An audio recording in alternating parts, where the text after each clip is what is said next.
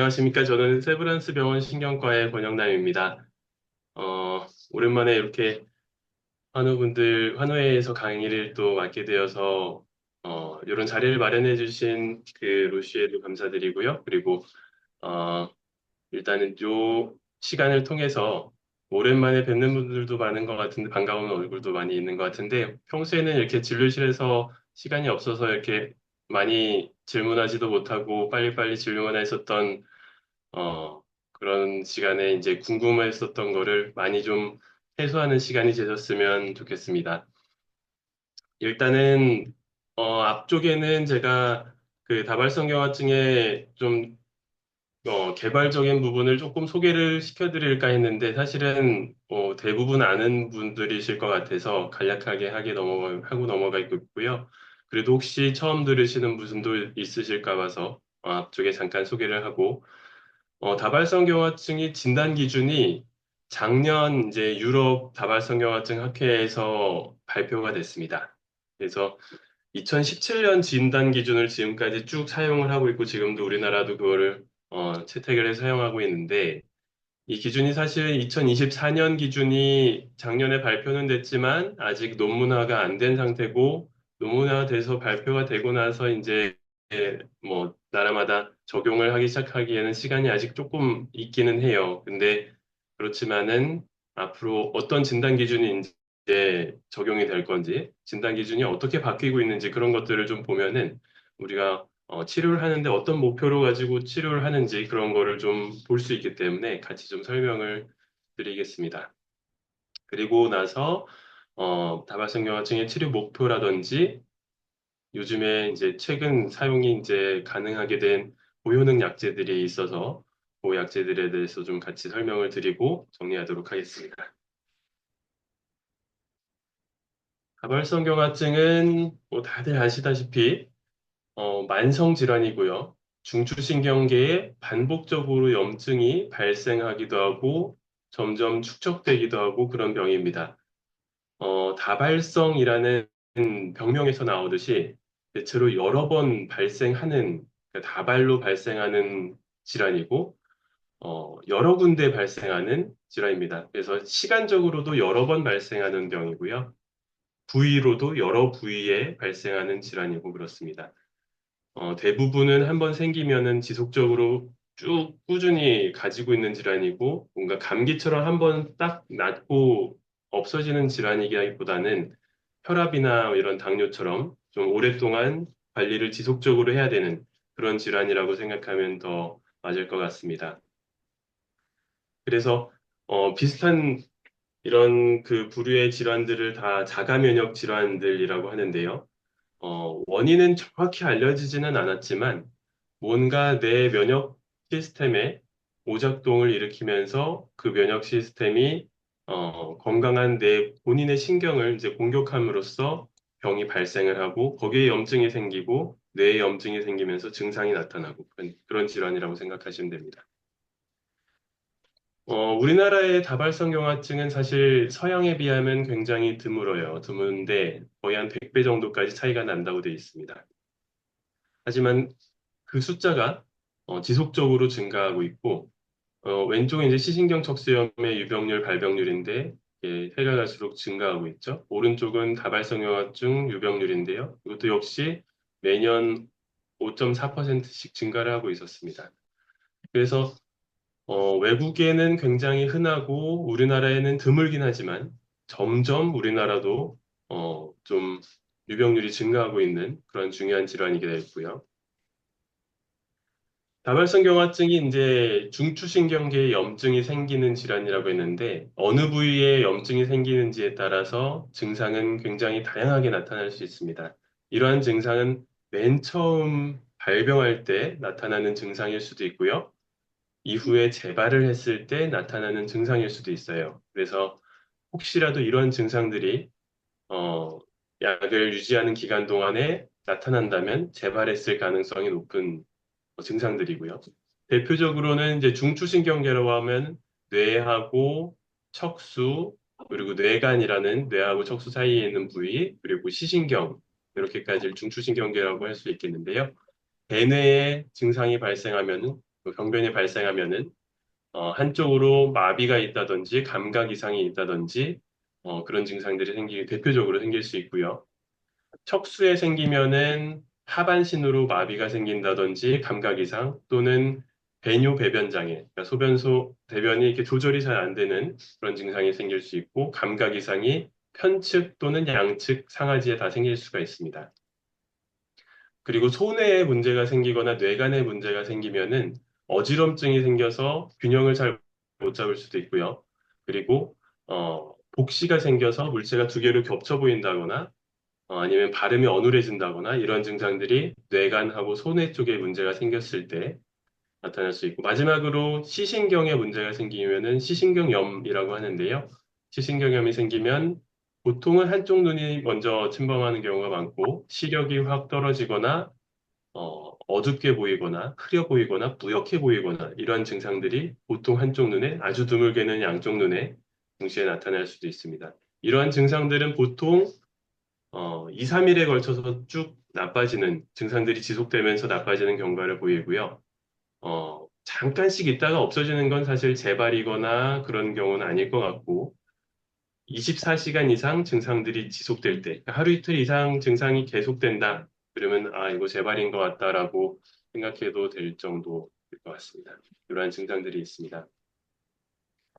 진단 기준을 좀 말씀을 드리면요. 지금 사용하고 있는 진단 기준은 이렇게 말씀드렸던 증상이 두 번 이상 있거나, 아니, 두 번 이상 있고, 그리고 MRI를 찍었더니 여러 군데의 병변이 있을 때 진단을 할 수 있고요.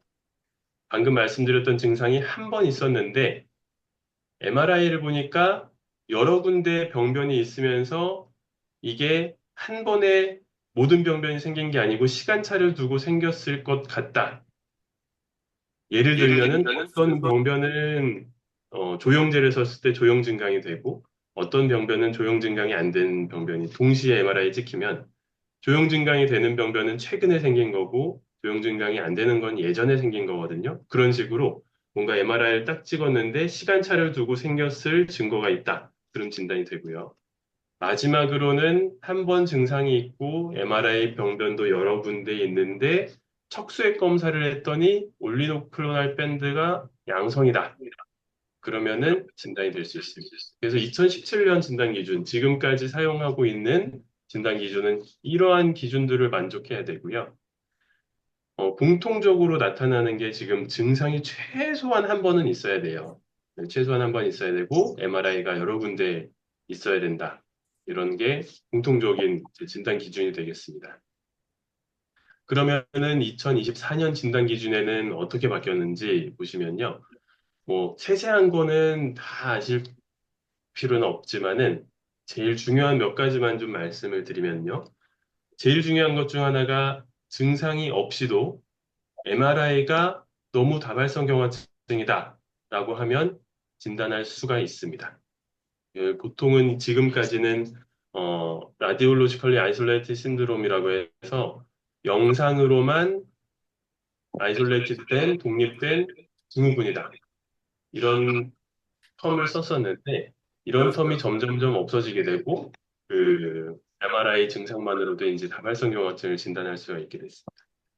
그리고 지금까지는 뇌하고 척수, 뇌간 이쪽에 있는 병변만 이제 여러 군데의 병변이 있다고 할 때 그쪽 병변만 인정을 했었는데 시신경에 병변이 있는 것도 이제는 인정을 하게 됐고 이것도 증상으로 인정이 됐고요.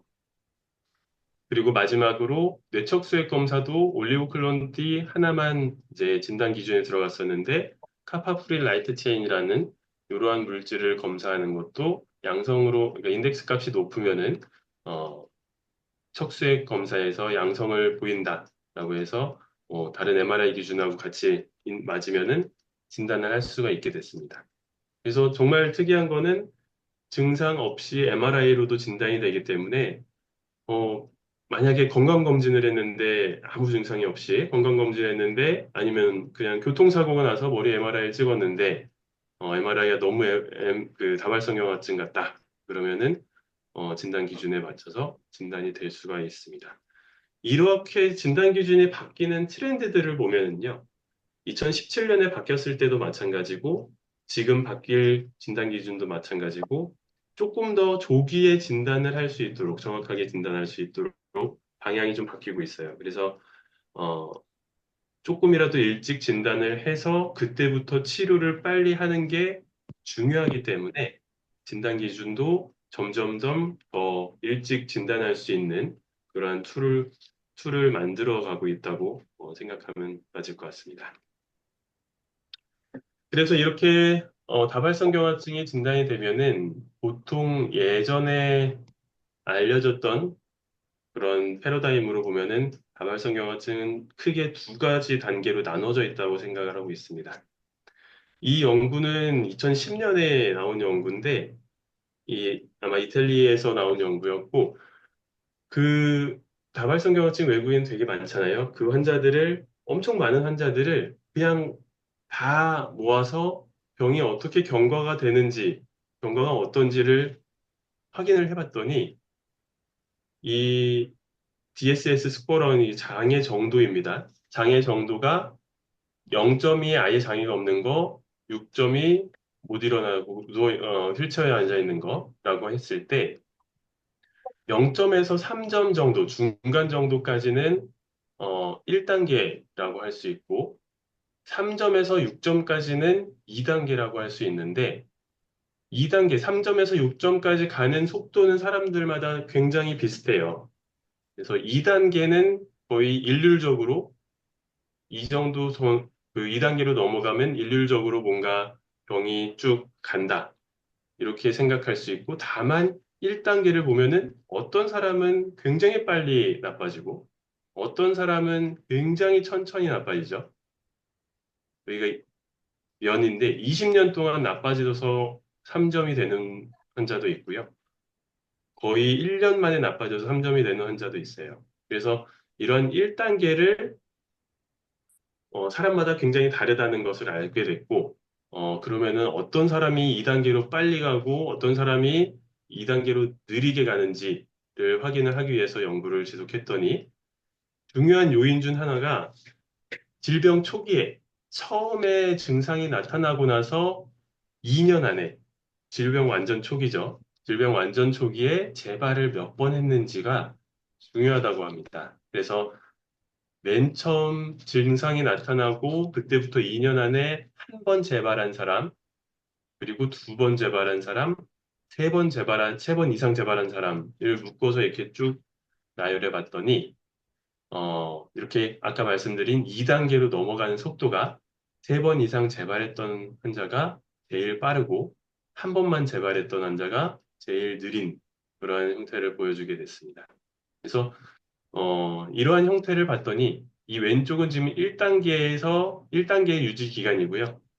오른쪽은 3점에서 6점이죠. 3점에서 6점은 처음에 2년 안에 재발을 몇 번 했는지 상관없이 3점에서 6점 가는 건 거의 똑같이 간다. 그러니까 앞에서 보여드렸다시피 2단계로 넘어가면 거의 똑같이 간다. 근데 1단계일 때는 왼쪽과 같이 초기 재발 횟수가 굉장히 중요하다. 이러한 내용들을 관찰을 할 수가 있었어요. 이거 정말 그냥 많은 환자들을 다 모아놓고 확인해 봤더니 이렇게 결론이 났던 연구였습니다. 그래서 이건 이런 병이구나. 1단계가 중요한 게 있고 2단계가 중요한 게 있고 이런 병이구나라는 거를 이때 알게 된 거고요. 초기 치료의 중요성을 알게 된 거죠. 최근에 이제 이러한 그 다발성경화증이 여러 타입이라는 생각을 하게 됐고, 1단계가 굉장히 길어지는 사람도 있을 수 있겠다. 이런 생각도 하게 됐고, 다 획일화된 그런 질환이 아니다. 이런 생각도 하게 되고, 그러면서 치료도 굉장히 여러 가지 방법으로 하고 있었는데, 예전에는 보통은 중등도의 효과 있는 약들을 사용하다가 점점 재발을 하면은 다음 단계 약으로 높아지고 그렇게 치료를 했었죠. 대부분 그렇게 했습니다. 그런데 그런 패러다임을 뒤집는 연구가 최근 한 5년 전에 발표가 됐었는데요. 이런 초기 치료가 중요하다는 걸 우리는 알고 있기 때문에 그러면 이러한 고효율의 치료제를 질병 초기부터 쓰면은 장기적으로도 더 좋지 않겠느냐. 즉 말하면은 1단계를 좀 더 길게 가져갈 수 있지 않겠느냐. 이런 생각을 하게 됐어요. 그래서 이런 연구를 하게 됐고, 그래서 실제로 질병 초기부터 고효율의 약을 바로 쓴 환자분하고 점점 재발하면서 약을 높여간 분하고 비교를 해봤더니 결국 2단계로 넘어가는 게 처음부터 고효율의 약을 쓴 사람들은 굉장히 적었다. 확률이 적었고, 2단계로 넘어간 속도도 굉장히 늦어졌다. 이런 연구를 5년 전에 발표를 했습니다. 그래서 사실은 이 치료가 한 5년 정도 전부터 고효율의 약 치료를 질병 초기부터 써야 된다는 그런 패러다임이 굉장히 지금 주요한 그런 어, 어떤 트렌드라고 할 수 있을 것 같아요. 그래서 정말 최신지견이라고 하면 일부 환자는 꼭 초기부터 고효율의 약을 써야 되지 않을까라고 생각을 하고 있고요. 지금까지 알려진 그런 위험인자들, 고효율의 약이 꼭 필요할 것 같은 사람들은 이렇게 나열을 좀 해볼 수 있습니다. 지금까지 알려진 요인들인데 처음 진단됐을 때 MRI의 병변 개수가 많았던 분들, 그리고 체중이 많은 분들, 그리고 재발이 초기에 잦았던 분들, 당연히 이제 고효율의 약을 써야겠죠. 그리고 척수 뇌간병변이 심한 분들, 초기에 그러니까 대뇌보다 척수랑 뇌간 쪽에 병변이 많은 분들은 이상하게 재발도 잦고 디서빌, 그러니까 그 장애가 축적되는 정도도 좀 더 심해요. 그래서 그 예후가 굉장히 나쁩니다. 이런 사람들은 한 번이라도 덜 그 재발을 하게 하는 것도 중요하고 그렇기 때문에 장기적으로 봤을 때 처음부터 고효율의 약을 쓰는 게 더 맞다고 생각하고요. 남성분들 이 예후가 조금 더 안 좋은 걸로 돼 있고 나중에 가면 그리고 팔다리 기능이 질병 초기부터 안 좋은 사람들, 그러니까 질병 초기부터 거의 3점에 가까운 사람들은 3점까지 갈 확률이 높겠죠. 그리고 35세 이상 연령일 때 증상이 처음 발생한 분들은 또 나이가 많아서 처음 증상이 발생하면 그만큼 빨리 2단계로 넘어간다고 되어 있어요. 그래서 이러한 요인들이 어쩌면은 초기부터 좀 고효율의 약을 반드시 사용해야 되는 그러한 대상자들이 아닐까라고 지금까지 알려져 있습니다. 그러면은 이렇게 병의 경과가 과거에 이제 이런 그림으로 보통 교과서에 많이 나왔었어요. 그래서 교과서에 나온 걸 보면은 초기에 1단계에는 이렇게 재발하고 나아지고, 재발하고 나아지고, 재발하고 나아지고, 이런 것이 반복하다가 어느 정도 시간이 지나서 2단계가 넘어가면 2단계에는 쭉 나빠지는 그러한 경과를 보인다고 해서 재발 이장성, 그리고 진행성, 이렇게 구분해서 부르기도 하고 그랬습니다. 근데 이제는 사실 좀 더 연구를 많이 하고 나도 요즘 이제 새로운 약제들을 사용하고 나서 봤더니 정말로 이런 게 초기부터 그러니까 초기에는 이렇게 딱 재발 이장성만 있고 후기에는 진행성만 되고 이렇게 딱 구분이 되는 질환이냐? 이게 아니라는 생각이 이제 많이 들기 시작했고 그렇게 생각을 하게 된 중요한 연구 중에 하나가 이런 연구들이 있습니다. 이전에 알려진 대로 이게 초기에 재발하고 완화되고 재발 완화, 재발 완화 이러다가 어느 순간 쭉 나빠지는 이러한 경과를 보인다고 사람들은 알고 있었는데 그러면은 이때 질병 초기에 굉장히 고효율의 약을 쓴다면 재발을 안 하면서 재발을 안 한 상태로 쭉 1단계가 여기까지 지속될 수 있겠죠. 최소한 15년 정도는 1단계를 쭉 유지시키다가 나빠지더라도 2차 진행은 어쨌든 있다 하더라도 최대한 1단계를 오랫동안 끌고 가는 다음에 이때부터 서서히 나빠지지 않겠느냐. 이거를 예상을 했었어요. 이 고효율의 약을 처음 썼을 때는. 그런데 실제로 고효율의 약을 쓰고 나서 임상시험을 한 결과를 열어봤더니 이렇게 됐습니다. 이렇게 쭉 나빠지는 정도가 없다가 나중에 나빠지기 시작해야 되는데 고효율의 약을 썼는데도 재발은 분명히 안 하는데 쭉 나빠지는 코스가 이때부터 시작이 된다는 거예요. 그래서 어, 지금 사실 굉장히 큰 그 주제 중에 하나가 이 진행이라는 측면인데요. 이 다발성 경화증이라는 건 사실 두 가지의 얼굴이 다 있다고, 두 가지 측면이 다 있다고 생각됩니다. 그래서 재발에 대한 그런 병리가 하나가 있고, 또 하나는 뭔가 꾸준히 나빠지는 진행에 대한 병리가 하나가 있고, 그 두 개가 동시에 나타난다고 생각해야 될 것 같고요.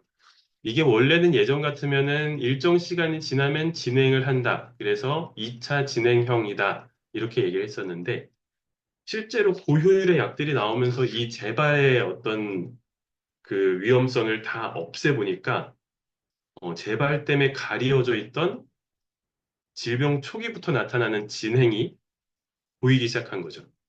그래서 그거를 사실 저희는 이제 전문적인 용어로는 피라라고 하는데, 이러한 질병 초기부터 진행하는 병의 경과가 같이 나타난다. 이런 패러다임이 굉장히 중요해지고 있습니다. 실제로 오늘 소개드릴 약 중에 하나가 오크렐리주맙이라는 오크레부스라는 약인데, 이 임상시험을 하면서 이러한 사실들을 알게 된 거예요. 임상시험을 했을 때 오크레부스라는 약을 썼더니 재발은 정말 기가 막히게 줄일 수 있었거든요. 기가 막히게 재발률을 줄일 수 있었는데 실제로 환자들을 이제 장애 정도를 평가를 해보니까 일정 시간이 지나면은 꽤 많은 수의 환자가 한 20% 넘게 질병 그 스코어가 장애 스코어가 조금 나빠졌다는 거죠. 그래서 이 사람들은 분명히 재발도 안 했고 질병 초기이고 1단계에 있을 사람들이니까 재발을 안 하면 나빠지는 게 없어야 되는데 굉장히 많은 사람들이 나빠졌다. 알고 봤더니 이만큼 전체 나빠진 거에 거의 4분의 3 이상이 재발보다도 이렇게 천천히 진행하는 것 때문에 초기부터 나빠졌다는 뜻이에요. 그래서 굉장히 고효율의 약을 씀에도 불구하고 초기부터 이렇게 진행하는 경과는 못 막을 수도 있겠다라는 생각을 이제는 하게 됐고요. 그 이유를 잘 뜯어봤더니 두 가지 병태 생리가 아예 다른 기전이 다른 그런 병태 생리를 가지고 있습니다. 그래서 재발하고 관련된 병태 생리는 위에 이제 빨간색으로 나타낸 피 속에서 많이 일어나고 피에서 뇌로 넘어가는 그런 과정에서 많이 나타나는 그런 병태 생리들이 관여가 되어 있고 두 번째로 점점 진행하는 병에 어떤 기여하는 그런 병태 생리는 알고 봤더니 예전에 한번 발병했던 그 염증 흔적, 이게 다시 재활성되면서 병이 다시 진행하는 경우가 있고, 또 하나는 이 뇌하고 혈관하고 그 사이인 뇌를 둘러싸고 있는 막에 이렇게 면역세포가 드글드글드글 모이면서 여기에서 면역 작용을 일으켜서 자가면역 병을 일으켜서 이게 결국은 뇌를 더 나쁘게 만든다. 진행하는 경과를 만든다. 이러한 얘기들이 나오고 있어요. 그래서 어, 이 이제 뇌 주변에 있는 면역세포들의 나쁜 영향들을 컨트롤하는 것까지가 우리가 이제 해야 될 일이라고 생각하고 있고 대표적으로 여기에서 이제 나쁜 역할을 하고 있는 게 B세포가 있거든요. 그래서 오늘 말씀드릴 약 중에 하나도 이제 B세포를 아예 없애는 치료가 있는데, 그 그레부스인데, B세포를 없앨 때 이러한 세포들도 영향을 받을 것이고, 이 세포들을 같이 치료를 해주는 게 어떤 진행하는 경과를 같이 막을 수 있지 않을까라는 생각으로, 최근에는 다발성 경화증에서 B세포에 대한 치료가 굉장히 각광을 받고 있습니다. 그렇게 된 이유는 다시 말씀드리면 재발을 확실히 억제할 수도 있고 어쩌면 이게 진행하는 병태 생리도 예방을 막을 수 있지 않을까라는 생각을 좀 하기 시작했고요. 지금 우리나라에서 사용할 수 있는 이제 약제들 치료에 대해서 좀 말씀을 드리겠습니다. 어, 보험 기준이 있어서 어쩔 수 없이 우리나라는 지금 1차 약제를 쓰고 재발을 하거나 하면은 2차 약제로 넘어가야 되죠. 또는 1차 약제를 쓰지 않았는데도 초기에 질병 활성도가 굉장히 큰 사람들은 티사브리를 쓴다거나 아니면 피타렉스를 1차부터 사용하는 경우도 간혹 있을 수 있습니다. 그래서 질병이 초기에 굉장히 심한 사람들은 이렇게 쓸 수 있지만 대부분은 1차에는 이렇게 1차 약제들을 쓰고 2차 약제들을 사용할 수 있는데, 재발을 하면 사용할 수가 있는데, 고효율의 약제들은 여기서 거의 다 2차 약제로 묶여 있어요. 그래서 피타렉스하고 마벤클라드, 그리고 오크레부스, 타이사브리, 렌트라다 이 약제들이 지금은 우리나라에서 사용할 수 있는 고효율의 약제라고 생각하면 되겠고요. 아까 말씀드렸던 질병 초기부터 고효율의 약제를 쓰면은 장기적으로 예후가 좋다라고 말씀드렸잖아요. 그러한 고효율의 약제 중에는 이러한 약제들이 이제 포함되어 있다고 생각하면 되겠습니다. 그래서 1차 약제들을 쓰다가 뭐 재발을 하면은 당연히 쓸 수 있는데 1차 약제들을 좀 보면은 이제 장점하고 단점들이 있고 1차 약제들은 대부분 그 장기적인 안정성이 상당히 확보된 약들이고 오래된 약들이고 비해서 장기적으로 사용했을 때 안전한 약이다라고 확보가 된 약들입니다. 하지만은 1차 약제는 그만큼 효율이 좀 떨어지기도 하고, 재발 위험성이 좀 더 높기도 하고, 그래서, 그런 좀 단점이 있고요. 1차 약제는 주로 또 주사약이 많죠. 주사약이 많아서 주사 부위에 통증이 있거나 부작용이 생기는 경우, 주사 부위가 이렇게 자꾸 뭉치기도 하고 그러잖아요. 그래서 그런 부작용도 있고, 특히 두통을 유발을 시키기도 해서, 투약하는 날 타이레놀을 꼭 드시는 분도 있고, 그렇습니다. 그리고 먹는 1차 약제들도 오바지오하고 테크데라가 있는데 이 두 가지 약은 먹기 때문에 좀 간편하긴 한데 하루에 두 번씩 또는 매일 한 번씩 먹어야 되는 좀 단점이 있기는 하고 뭐 탈모라든지 아니면 복통, 홍조 이런 부작용들이 나타나기도 하고 그렇습니다. 2차 약제들은 이러한 1차 약제들보다 사실은 부작용은 조금 더 많을 수 있어요. 왜냐하면 약이 좀 강해질수록 그만큼 약이 독해진다고 생각하면 돼요. 약이 독해질수록 부작용은 그만큼 조금 더 늘어날 수는 있는데 어, 약제별로 조금 설명을 드리면은 피타렉스 같은 경우에는 이제 심장 부작용이 좀 많이 알려져 있고 그래서 투약받을 때마다 주로 심전도를 체크하고 피검사를 해서 백혈구 감소가 있는지 이걸 꼭 체크를 하게 돼 있어요. 그래서 이게 좀 불편할 수는 있고 매일 먹어야 되는 단점도 있긴 하고요. 마벤클라드 같은 경우는 굉장히 단기적으로 집중적으로 복용을 하고 5일 먹고 한 달 있다 5일 먹고 1년 동안 약을 안 먹죠. 그리고 1년 있다 다시 5일 먹고 한 달 있다 5일 먹고 다시 한 2, 3년을 약을 안 먹어요.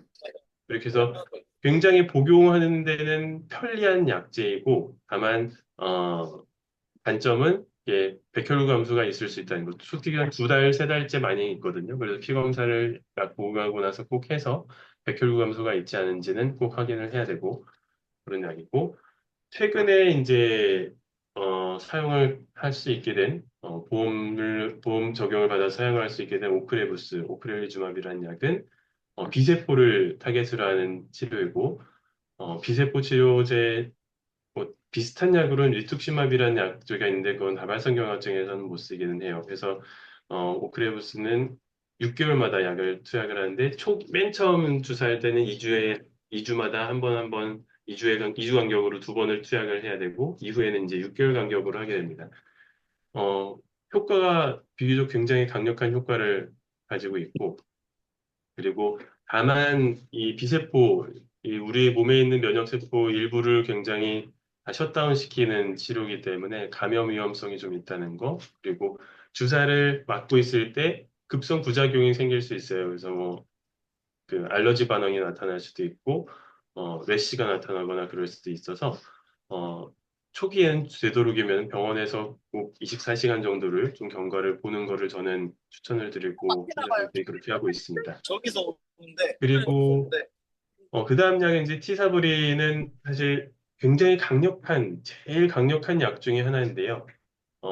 주사하는 방법은 4주에서 6주 간격으로 주기적으로 정맥 주사를 해야 되고, 어, 사실은 제일 무서운 거는 이제 티사브리를 썼을 때 JC 바이러스에 의한 그 뇌염이 발생했을 때 사실 좀 처치하기가 굉장히 곤란한 그러한 뇌염이거든요. 그래서 치료하기도 굉장히 곤란하기 때문에 이러한 위험성이 있어서 주의를 해야 되고, 다만, 어, 이 제시 바이러스는 위험 요인이 있거든요. 이전에 치료를 어떻게 했는지랑 그리고 바이러스 타이터가 내 몸에 어느 정도인지 이런 것들을 측정을 해서 내가 어느 정도는 일정 기간은 조금 그래도 안심하고 맞을 수 있겠다.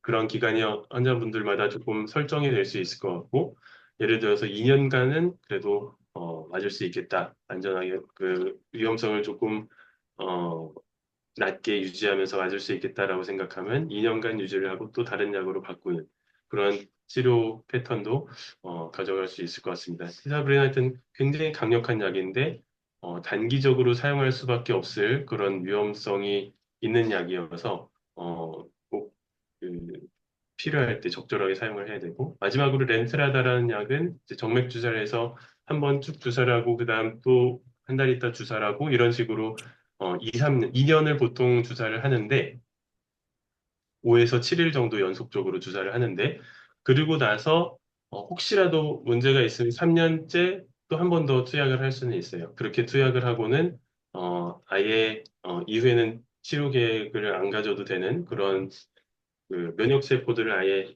어, 재부팅하는 그런 치료로 생각하면 되겠고요.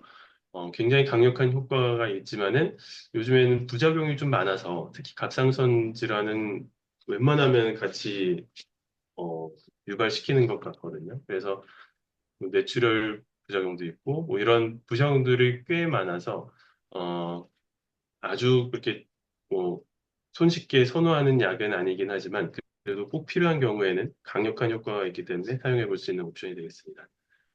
그래서 약제들은 이런 약제들이 사용할 수 있는데 다시 한번 정리하면은 요 중간 2차 밑에 있는 약들이 이제 지금 요즘에 얘기하는 그런 고효율의 약제다라고 말씀을 드릴 수 있겠습니다.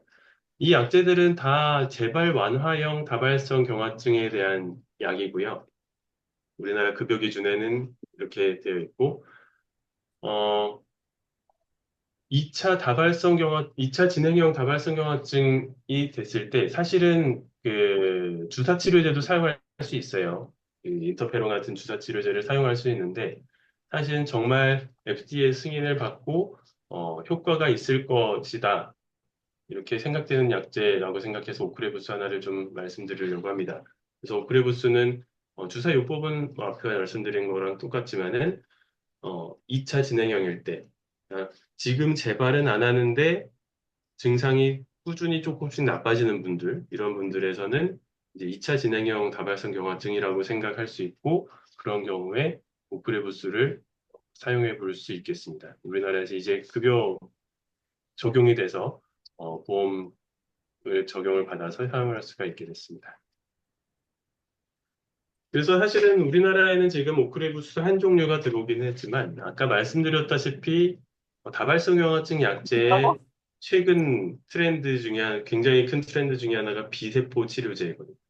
그래서 여기 이제 최근 개발된 약들을 보시면 여기 오파투머밥이라는 것도 있고 그래주지만 이제 그 피하 주사 제형도 나올 건데 그런 약도 있고 주사 제형도 있고 우블리투시맙이라는 약도 있고 이러한 약들이 그 오크렐리주맙은 상당히 예전에 나왔던 약이죠. 어, 그래서 이러한 약들이 다들 그 비세포를 타겟으로 하는 치료제입니다. 최근의 약들은 굉장히 비세포 타겟하는 치료제가 중점적으로 나오고 있어요. 그래서 비세포 치료에 그만큼 다발성경화증 치료에 중요한 그러한 기전을 가지고 있다는 것을 알게 됐고, 근데 오크레부스가 그러면 얼마나 강력한 효과를 가지고 있느냐라고 생각하셔서 이제 그 전에 임상시험했던 데이터를 가져와 봤는데요. 임상시험 데이터를 보시면은 주사를 시작하고 나서 이제 24주니까 6개월째죠. 6개월째는 MRI 병변이 늘어나는 개수거든요. 개수가 어느 정도 6개월 사이까지는 어느 정도 있을 수 있는데 그 이후에 보면은 이 좀 파랗게 보이는 부분, 파랗게 보이는 그래프가 질병 초기부터 오크레부스를 사용했던 환자분인데 재발 그 하는 MRI가 새로운 병변이 생기는 그러한 횟수가 굉장히 낮게 잘 유지가 되고 있죠. 그리고 이 초록색 환자들은 이 회색 기간 동안에는 주사 치료제를 맞다가 이후에 오크레부스로 바꾼 환자들인데 바꾸기 전엔 이렇게 MRI 병변이 몇 개씩 생겼는데 오크레부스로 바꾼 이후에는 정말 드라마틱하게 병변 개수가 늘어나는 횟수가 그런 개수가 굉장히 줄어든 것을 알 수 있습니다. 그래서 오크레부스는 사실 MRI 병변 발생하는 새로 생기는 MRI 병변 개수를 정말 획기적으로 줄인 약이라고 생각하면 되겠고 요즘에 새로 나온 그런 고효율의 약들은 정말 효과들이 좋아서 이런 정도의 고효율의 약들은 병변이 재발하고 MRI 새로운 병변이 생기고 증상이 재발하고 그런 거를 정말 드라마틱하게 이렇게 낮출 수가 있어요. 그래서 이러한 약제들을 사용하는 것이 재발을 확실히 조절할 수 있겠다는 그런 말씀을 드리고 싶습니다. 또 하나는 이제 오크레부스는 그 FDA 승인을 받을 때 임상시험을 할 때, 어, 1차 진행형 다발성 경화증에 대해서도 임상시험을 같이 했어요. 1차 진행형이라고 하면은 질병이 시작할 때부터 재발은 안 하고 그냥 꾸준히 진행성 경과만 보이는 환자들을 1차 진행형이라고 하는데 그런 환자들을 모아서 오크레부스로 치료를 했을 때에도 어, 다른 그 주사 치료제를 쓰다가 오크레부스를 사용하는 환자하고 주사 치료제를 사용한 환자하고 비교를 했을 때 확실히 진행하는 속도가 느려지는 것을 알 수 있고 이 그래프에서 조금 더 주의 깊게 봐야 되는 건 뭐냐면 이 회색 기간 동안에 초록색 환자들은 주사 치료제를 썼던 그룹이고 이 파란색 환자들은 어, 파란색 환자들은 그 초기부터 죄송합니다. 이게 지금 재발 완화형 다발성 경화증 치료에 대해서 말씀드리고 있어요. 그래서 그 초기부터 이 오크레부스를 사용했던 환자들은 장기적으로 봤을 때 결국 맨 마지막에 봤을 때에도 그 주사 치료제를 사용하다 넘어온 그룹보다 장기적으로 그 차이가 좁혀지지가 않아요. 그래서 어, 질병 초기에 2년 이내에 다른 약을 쓰다가 넘어오는 것보다 이때부터 고효율의 약을 쓰는 게 장기적으로도 어쨌든 더 치료 성적이 좋다. 이런 것을 얘기를 하고 있었습니다. 그래서 질병 초기부터 고효율의 약제를 쓰는 것이 중요하다라는 것을 다시 한번 강조하고 있고 이게 이제 다음 말씀드린 1차 진행형 다발성 경화증인데요.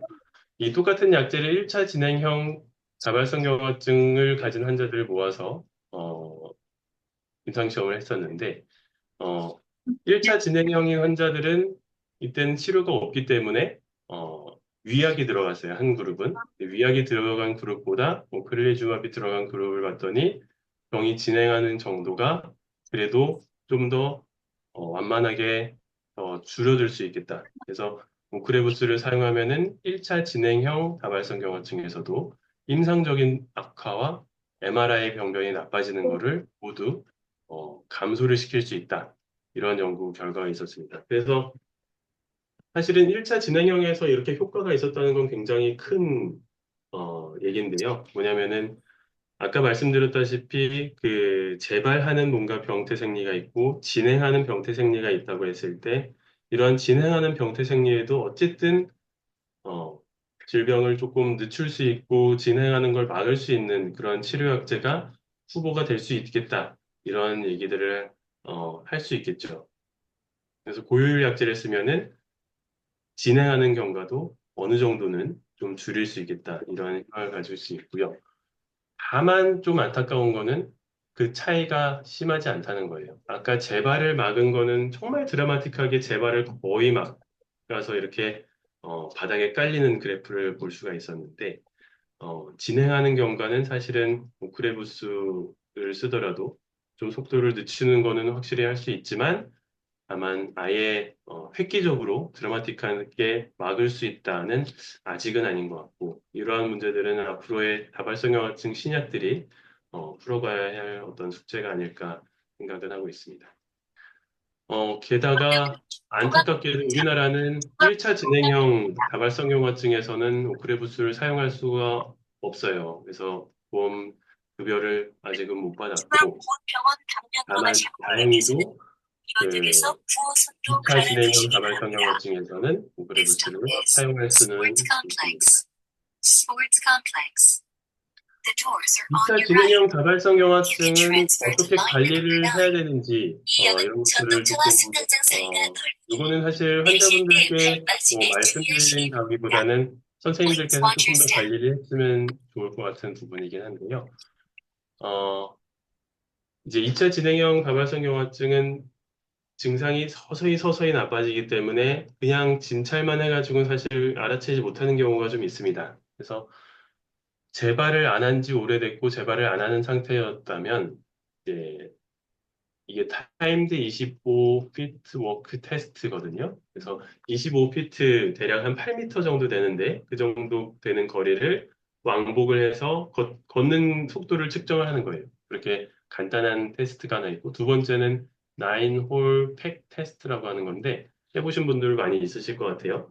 그 나무 막대기 조그만 거를 구멍에다 꽂는 9개를 꽂고 다시 빼는 그런데 걸리는 시간을 체크를 하는 검사예요. 이 두 가지 검사만 하더라도 이렇게 진행할 환자들을 어느 정도는 빠르게 좀 캐치를 할 수 있겠다. 이런 연구가 굉장히 최근에 나왔습니다. 저번 달인가 논문에 나왔던 연구인데 이러한 테스트를 좀 주기적으로 하면은 그래도 혹시 진행하는 경과를 최대한 빨리 알아챌 수 있지 않을까.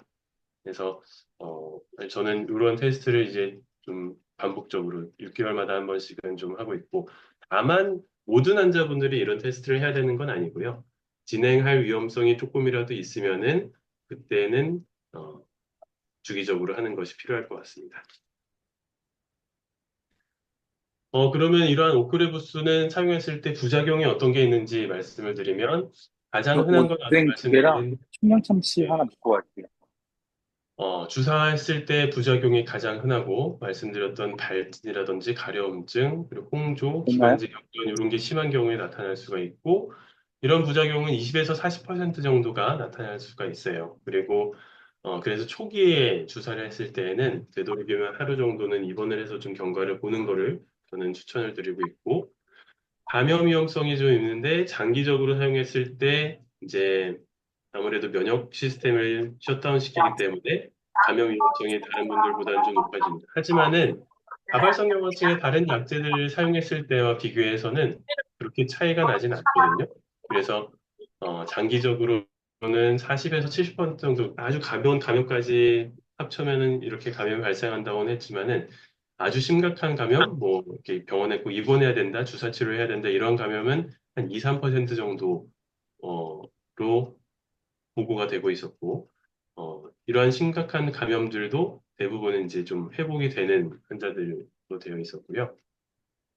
다만 이제 비세포를 셧다운 시키는 이러한 치료들은 코로나 감염이 있었을 때 중등도가 다른 치료를 했을 때보다 조금 더 높아질 수 있다. 이런 연구는 있었습니다. 그래서 코로나가 한참 심했을 때 이런 연구들이 많이 나왔는데 특히 이 뭐 오크렐리주마뿐만 아니라 비세포를 셧다운시키는 뭐 마테라라든지 이런 치료들을 했을 때 이런 치료들을 받는 환자들은 코비드 감염 시에 중등도가 조금 높아질 수 있다. 이런 얘기들이 있어서 어쨌든 감염에 대해서는 어, 강력한 약제인 만큼 그래도 좀 조심을 하는 것이 맞을 것 같고요. 막테라를 사용했을 때도 마찬가지로 이런 저감마 글로불린 혈증이라는 이슈가 있었는데 오크레부스도 사용하면 비세포를 셧다운시키기 때문에 이러한 비세포 치료제는 대부분 이런 부작용들을 일으킬 수 있습니다. 그래서 피 속의 감마 글로불린이라는 그게 낮아지는 거고 그러면 면역 기능이 좀 저하될 수 있는데 그렇다 하더라도 사실 지금까지 연구에서 보면은 심각한 감염하고는 아주 큰 연관은 없다. 이렇게 되어 있어서 일단 모니터를 하는 건 중요하겠지만은 아직은 감염 위험성을 아주 그렇게 드라마틱하게 높이진 않는 것 같다. 조절을 잘 하면 되겠다. 이렇게 얘기를 하고 있습니다. 그래서 대부분의 심각한 감염들은 이렇게 좀 회복이 되는 것을 여기 있는 초록색 부분이 이제 회복된 환자들이거든요. 그래서 회복이 되는 것을 알 수 있어서 감염 위험성은 있지만은 어느 정도 컨트롤 가능한 감염들이라는 걸 알 수 있겠고요. 요 약제만의 좀 특이한 현상이 있는데 이 약은 이제 6개월마다 한 번씩 주사를 하게 돼요. 그러면은 이제 6개월이 다 돼가면은 점점 약효가 좀 떨어지겠죠? 그래서 약효가 떨어지게 한 한 달 전쯤, 한 달, 일주에서 4주 요 정도 사이가 제일 흔하게 나타나는 것 같습니다. 약효가 떨어질 때 희한하게 증상들이, 이런 증상들이 나타나요. 피로감이 확 심해진다든지, 인지 기능이 좀 저하되는 것 같다든지, 감각 이상이 새로 발생하는 것 같기도 하고, 아니면 균형 장애가 나타나기도 하고, 이런 뭐 모든 증상이 나타나는 거 아닌데, 이러한 증상들이 나타나는 확률이 빈도수가 보면은 한 5에서 10% 정도 환자가 각각의 증상에 대해서 어, 이러한 증상들을 호소를 하게 됩니다. 그래서 이렇게 약을 다시 투약하는 게 6개월 간격이다 보니까 6개월쯤 다 됐을 때 요런 이상한 증상들이 나타나는 거를 이제 웨어링 오프 페노메논 약효 감소 현상이라고 하는데 이러한 현상들이 다른 약제들 이렇게 매일 투약하거나 그런 약제들에 비해서는 나타날 수 있다는 그런 특이점이 좀 있을 수 있습니다. 그러면 이제 고효능 약제를 여러 가지 설명드렸고, 그래부스가 최근에 사용할 수 있게 됐기 때문에 좀 더 자세히 설명드렸는데, 저는 어떤 약을 사용해야 되나요? 이렇게 질문을 하실 수가 있는데요. 고효능 약제들 사이에서 아직은 사실 헤드 투 헤드 테스트라고 하죠. 그래서 고효능 약제의 두 가지를 딱 쓴 다음에 랜덤으로 나눠서 두 군의 치료 효과를 비교한 그런 연구는 아직 없어요. 그래서 딱 이 약제랑 뭐 이 약제가 어떤 게 더 좋은지 테스트를 한 그런 임상시험은 지금 없기 때문에 사실 어떤 약이 어떤 약보다 무조건 좋습니다라고 말하기는 아직은 어렵습니다. 그래서 각각의 아까 장단점을 말씀드렸기 때문에 그 장단점에 고려해서 상황에 맞는 약을 꼭 사용하시고 주치의 교수님하고 꼭 상의를 해서 복용 편의성이 조금 더 중요한 분들도 있을 것 같고요. 약의 효과가 센 거를 지금 써야 되는 분들도 있을 것 같고, 떤 분들은 타이사브리 같은 경우는 굉장히 강한 약인데 단기간밖에 못 쓸 가능성이 높은 약이죠. 이거를 언제 쓸지, 지금 써야 되는지 이런 것들을 어, 어떤 상황에서 어떤 약을 써야 될지를 그 상황마다 다 다를 수 있으니 꼭 어, 고민을 해서 교수님, 주치의 선생님들과 함께 정하는 것이 중요할 것 같습니다. 마지막으로 하나만 좀 말씀을 더 드리면 굉장히 최근에 나온 그 연구인데 높은 그 저널에 실렸어요. 그만큼 중요한 연구였다는 거고 많은 수의 환자를 대상으로 했던 연구인데 비타민 D를 많은 분들 드시고 계시겠지만은 비타민 D를 먹는 게 이 다발성경화증 더, 악화를 더 줄일 수 있다. 질병 활성도를 감소시킬 수 있다. 이런 대규모 연구가 하나 나왔습니다. 그래서 이 환자들은 사실은 이제 다발성경화증이 굉장히 초기에 있는 환자들만 모아서 연구를 하긴 했는데요. 왜냐하면 후기로 가면 갈수록 워낙에 영향을 미치는 요소들이 많아지기 때문에 비타민 D의 단독으로의 어떤 그 순수한 효과를 좀 판단하기는 어려울 것 같죠. 그래서 질병 굉장히 초기에 있는 환자들에서 굉장히 고용량의 비타민을 먹였더니 어, 질병 활성도를 감소시켰다. 이런 연구가 있어서 비타민 D는 어쨌든 드시면은 손해 볼 일은 없을 것 같습니다. 이 환자들은 하여튼 굉장히 고용량을 먹는 것 운이 같습니다. 없으니까 그렇지.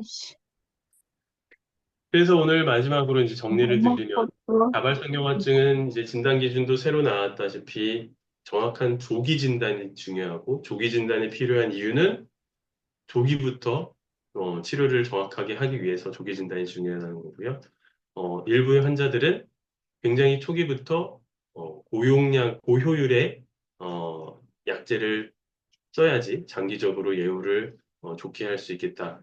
이런 얘기를 드리고 싶고, 두 가지 병태 생리가 같이 공존하는 병이라고 했죠. 재발하는 그런 프로세스도 막아야 되고, 병이 진행하는 그런 것도 막아야 되고, 두 가지를 같이 이제 치료를 해야 된다고 앞으로는 생각하면 좋을 것 같습니다. 그래서 오크레부스가 이러한 치료에 최근에 이제 우리나라도 사용할 수 있게 된 그런 약제로서 새로운 치료 옵션이 될 수 있을 것 같아서 이제 생소할 약이어서 오늘 좀 주로 소개시켜드리는 약제로 제가 말씀을 드렸는데 오크레부스뿐만이 아니고도 고효율 약제는 이러한 그 초기 치료에 굉장히 중요할 수 있기 때문에 어, 고효율 약제를 사용하는 것이 어쨌든 저는 조금 더 선호한다고 생각하고, 다만 뭐 무조건 모든 환자가 고효율 약제를 사용해야 되느냐? 그건 또 아니기는 해요. 정말 일부 환자에서는 1차 약제만으로도 조절이 정말 잘 되는 분들도 있거든요.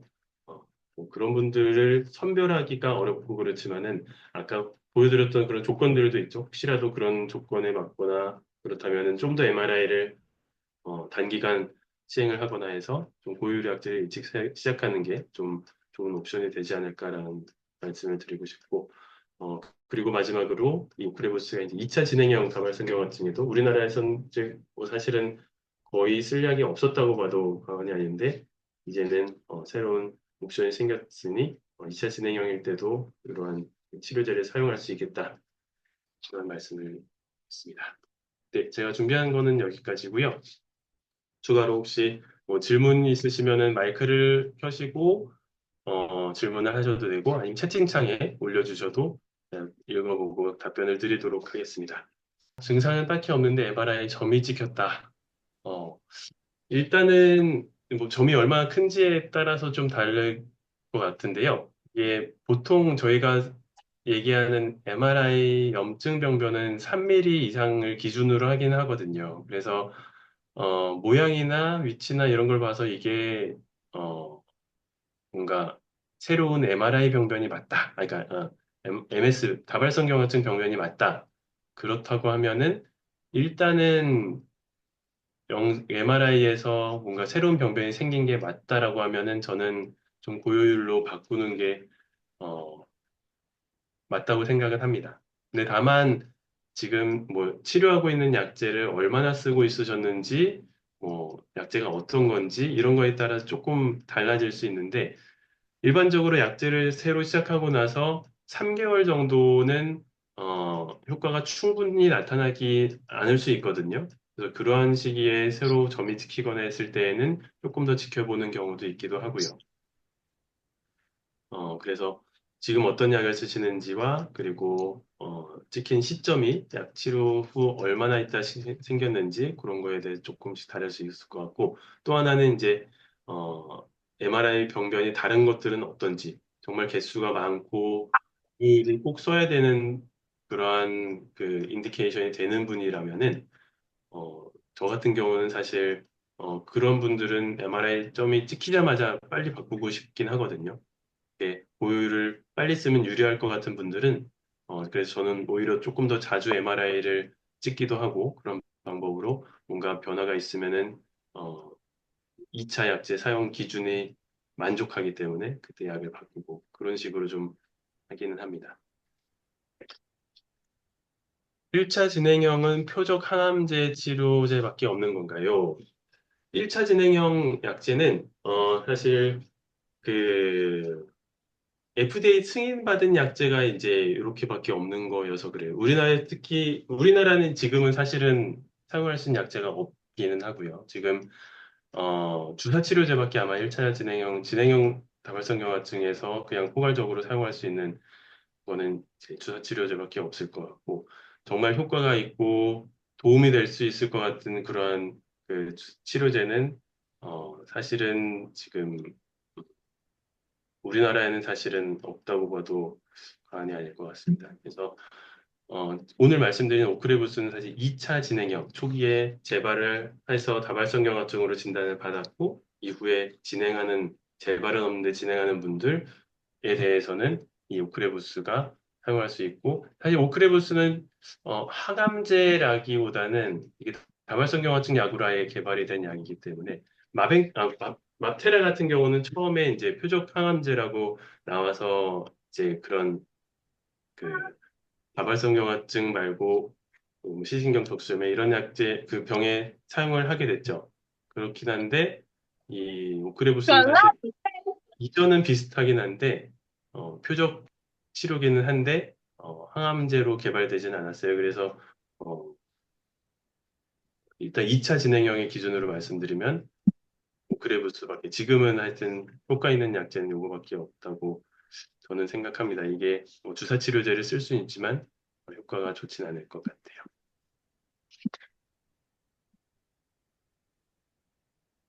네. 중요한 질문을 주셨어요. 마벤클라드 4년 차인데, 이제 이후 약제는 어떤 거를 사용하나요? 사실은 마벤클라드는 지금 나온 지도 오래됐어요. 이게 사실 유럽에서 나온 지는 10년이 넘었고, 초기부터 생각하면. 그래서 4년 차 이후에는 약을 써야 되느냐 말아야 되느냐는 사실은 전문가 의견들은 뭐 지금까지는 꼭 약을 써야 되는 건 아니라는 생각은 있습니다. 그래서 4년차 이후에 그러니까 이 마벤클라드도 사실은 이 면역 시스템을 아예 리셋하는 그런 치료거든요. 그래서 처음 치료를 했을 때 면역 체계를 아예 재부팅한다고 생각하면 돼요. 그런 치료를 하고 난 이후에는 이제 면역 세포들이 나쁜 면역 세포들 말고 좋은 면역 세포들 위주로 다시 재구성이 됐다고 생각하면 돼서 이 재구성된 게 4년까지만 딱 유지되고 이후에는 다시 나쁜 세포로 변하느냐? 이거는 사실 아직 연구가 좀 덜 되어 있습니다. 그래서, 어, 외국 사례들을 보면은 어떤 분들은 마벤클라드를 5, 6년 차에 또 쓰는 분들도 있고, 아니면은 일부 환자들은 이렇게 다른 약제로 바꿔서 그 약을 유지하는 경우도 있고 그런데, 제 생각에는 일단 반드시 약을 꼭 시작할 필요는 아직은 없는 것 같은데, 다만 MRI를 주기적으로 시행해서 혹시 병변이 새로 생기진 않는지 요거는 꼭 체크는 해봐야 될 것 같고요.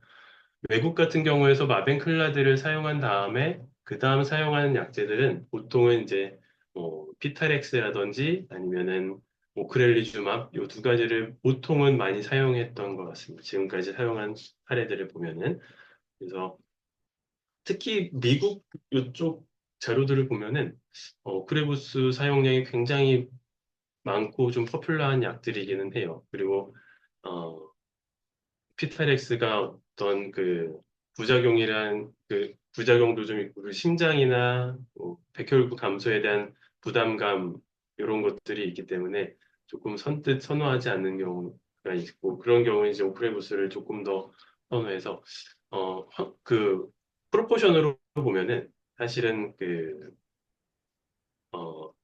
오크레부스를 사용한 환자가 꽤 많다고 지금 자료는 되어 있긴 합니다.